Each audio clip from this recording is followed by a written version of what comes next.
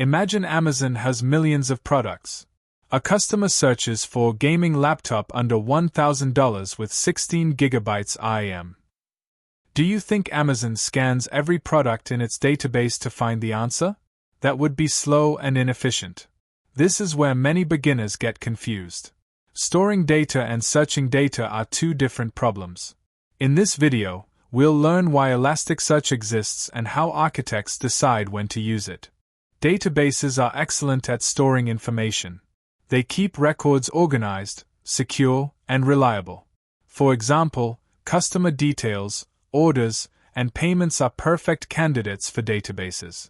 However, databases were never designed to perform advanced searches across millions of records. As applications grow, search operations become slower and more expensive. That's why architects often introduce a dedicated search solution instead of relying entirely on the database.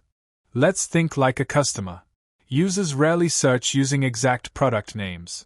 Instead, they type things like gaming laptop, black running shoes, or phone under $500. They also expect filters, sorting, and instant suggestions while typing. Supporting all these features directly from a traditional database becomes challenging at scale. This is the moment when architects start looking for technologies specifically built for search.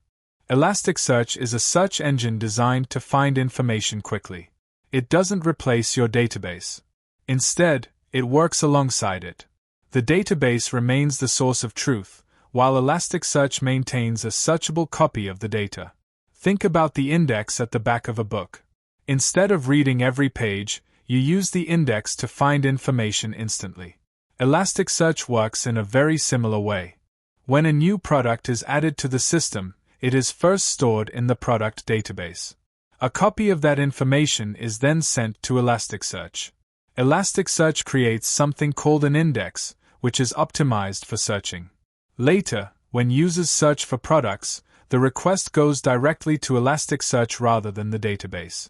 This is why search results can appear almost instantly, even when millions of products exist. Modern users expect much more than simple keyword matching.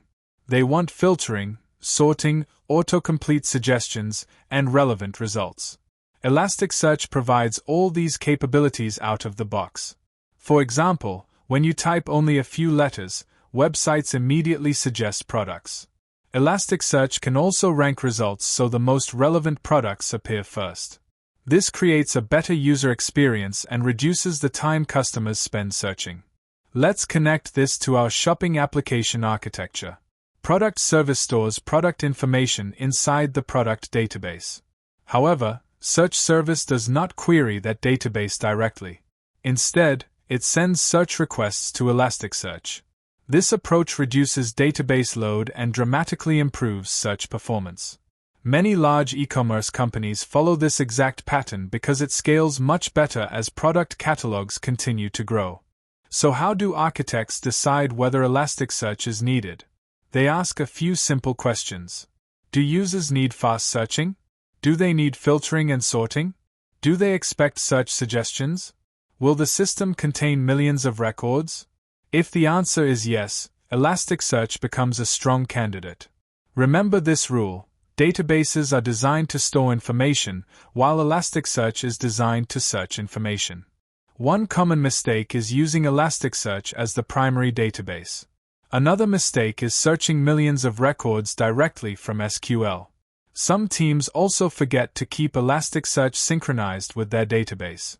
Architects avoid these problems by understanding the role of each technology. The database remains the system of record, while Elasticsearch provides fast and intelligent search capabilities for end users. Let's summarize. Databases are built to store data reliably. Elasticsearch is built to search data quickly. Modern applications often use both together because they solve different problems. Great architects don't choose technologies because they are popular.